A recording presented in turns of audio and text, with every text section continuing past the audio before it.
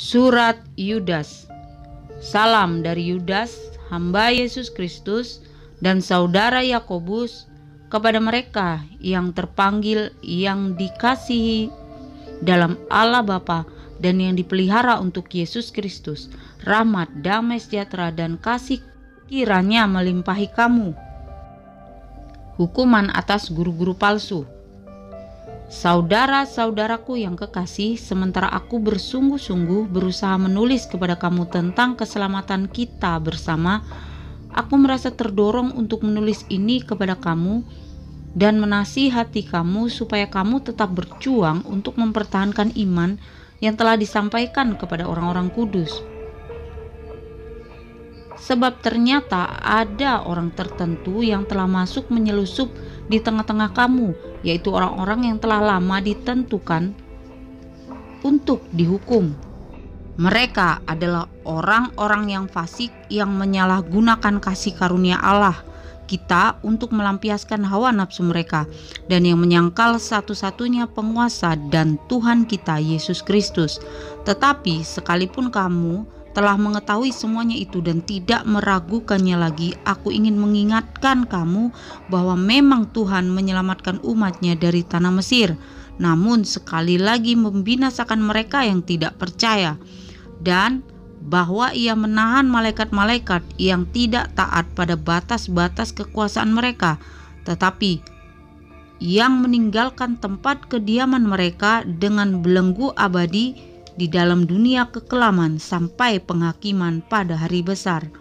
Sama seperti Sodom dan Gomora dan kota-kota sekitarnya yang dengan cara yang sama melakukan percabulan dan mengejar kepuasan-kepuasan yang tak wajar, telah menanggung siksaan api kekal sebagai peringatan kepada semua orang.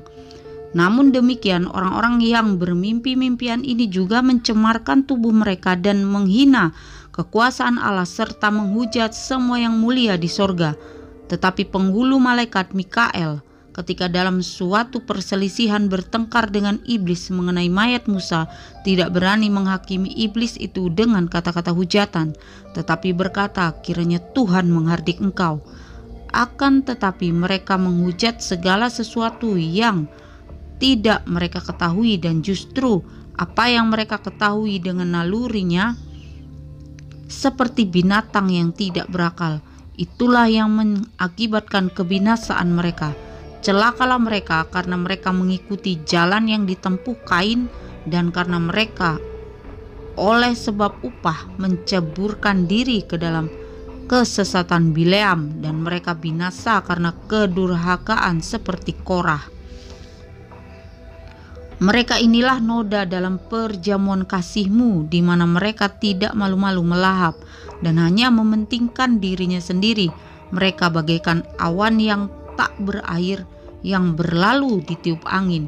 Mereka bagaikan pohon-pohon yang dalam musim gugur tidak menghasilkan buah, pohon-pohon yang terbantun dengan akar-akarnya dan yang mati sama sekali. Mereka bagaikan ombak laut yang ganas yang membuihkan keaiban mereka sendiri.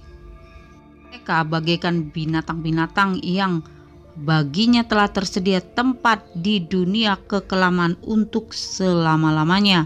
Juga tentang mereka Henokh keturunan ketujuh dari Adam telah bernubuat, katanya, sesungguhnya Tuhan datang dengan beribu-ribu orang kudusnya, hendak menghakimi semua orang dan menjatuhkan hukuman atas orang-orang fasik karena semua perbuatan fasik yang mereka lakukan, dan karena semua kata-kata nista yang diucapkan orang-orang berdosa yang fasik itu terhadap Tuhan. Mereka itu orang-orang yang menggerutu dan mengeluh tentang nasibnya, hidup menurut hawa nafsunya, tetapi mulut mereka mengeluarkan perkataan-perkataan yang bukan-bukan, dan mereka menjilat orang untuk mendapat keuntungan. Nasihat-nasihat untuk meneguhkan iman. Tetapi kamu, saudara-saudaraku yang kekasih, ingatlah akan apa yang dahulu telah dikatakan kepada kamu oleh rasul-rasul Tuhan kita Yesus Kristus. Sebab mereka telah mengatakan kepada kamu, menjelang akhir zaman akan tampil pengejek-pengejek yang akan hidup menuruti hawa nafsu kefasikan mereka. Mereka adalah pemecah belah yang dikuasai hanya oleh keinginan-keinginan dunia ini dan yang hidup tanpa Roh Kudus. Akan tetapi kamu, saudara-saudaraku yang kekasih, bangunlah dirimu sendiri di atas dasar imanmu yang paling suci dan berdoalah dalam Roh Kudus. Peliharalah dirimu demikian dalam kasih Allah sambil menantikan rahmat Tuhan kita Yesus Kristus untuk hidup yang kekal. Tunjukkanlah belas kasihan kepada mereka yang ragu-ragu. Selamatkanlah mereka dengan jalan merampas mereka dari api. Tetapi tunjukkanlah belas kasihan yang disertai ketakutan kepada orang-orang lain juga. Dan bencilah pakaian mereka yang dicemarkan oleh keinginan-keinginan dosa. Penutup.